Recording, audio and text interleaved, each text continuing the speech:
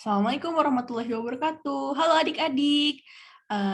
Perkenalkan, nama kakak, Kak Vanka. Nah, kali ini kakak nggak sendirian loh. Kakak ditemanin oleh teman-teman kakak, yaitu ada Kak Elva, ada Kak Shelin, ada Kak Tiara, ada Kak Cynthia, dan juga ada Kak Ruth. Nah, di sini kita akan ngebahas mengenai materi autobiografi. Pada udah asing kan sama autobiografi? Tapi bagi adik-adik yang belum tahu, yuk kita simak pembahasan dari kakak-kakak ini. Mangga kakak, silakan.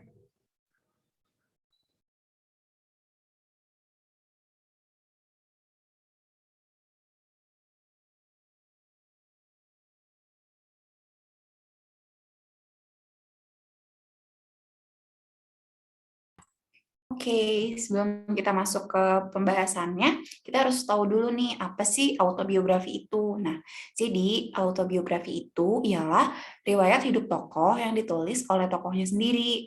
Jadi kadang-kadang bersama dengan orang lain, tapi jenis tulisan ini tuh berdasarkan kisah perjalanan hidup dari seorang tokoh sesuai dengan apa yang telah diceritakan atau si tokoh tersebut lalui.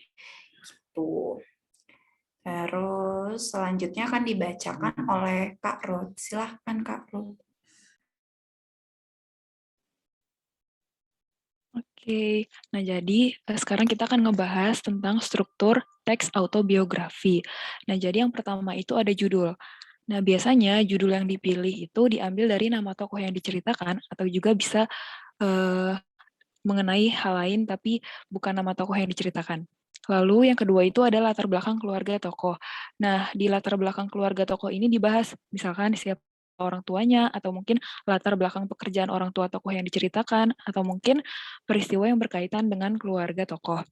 Lalu yang selanjutnya itu ada latar belakang pendidikan tokoh. Nah, misalnya berisi instansi pendidikan, tahun mulai pendidikan, atau tahun lulus si tokoh tersebut. Lalu yang selanjutnya itu ada latar belakang pekerjaan tokoh. Lalu ada hasil karya, prestasi, penghargaan, atau sesuatu yang telah dicapai oleh tokoh tersebut. Nah, di sini misalkan prestasi yang diraih tokoh ketika masih sekolah, atau mungkin prestasi yang diraih tokoh di bidang pekerjaannya, atau mungkin bisa bentuk prestasi lain, dan lain sebagainya. Nah, mungkin slide selanjutnya akan dijelaskan oleh teman kakak.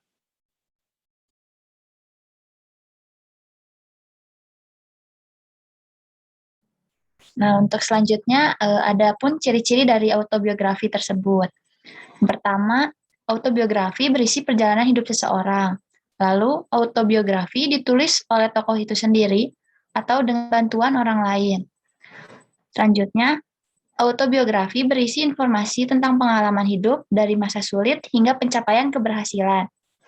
Lalu, autobiografi biasanya menggunakan sudut pandang orang pertama, namun terkadang juga menggunakan sudut pandang lainnya. Untuk selanjutnya bisa dijelaskan oleh teman kakak.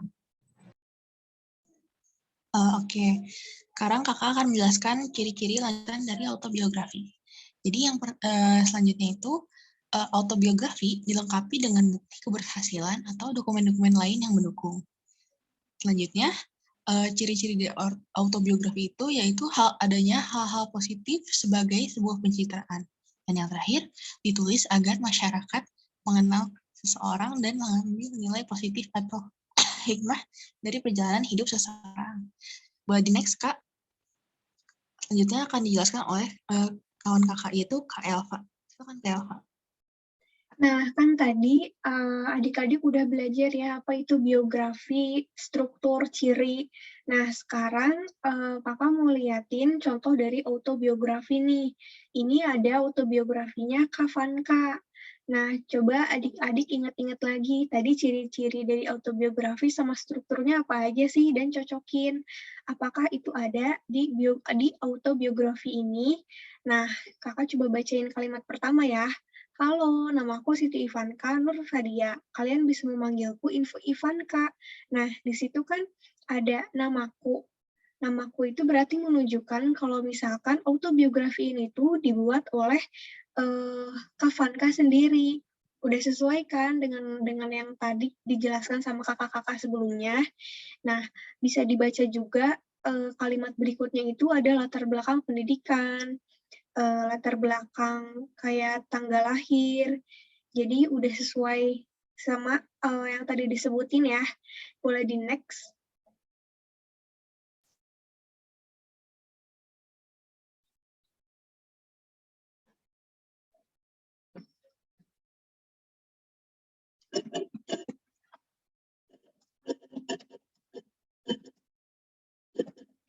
Nah, selanjutnya ini ada katanya seputar informasi tentang aku sangat menyukai hewan, terutama kucing. Dan di kalimat berikutnya itu, si penulis ini atau Kavanka ini menceritakan tentang dirinya. Nah, gimana? Udah pada paham kan tentang autobiografi? Karena sekarang juga udah dikasih tahu nih contohnya kayak gimana. Nah, karena teman-teman, karena adik-adik sudah ngerti nih soal autobiografi, bisa dicoba ya nanti adik-adik buat autobiografi dirinya sendiri.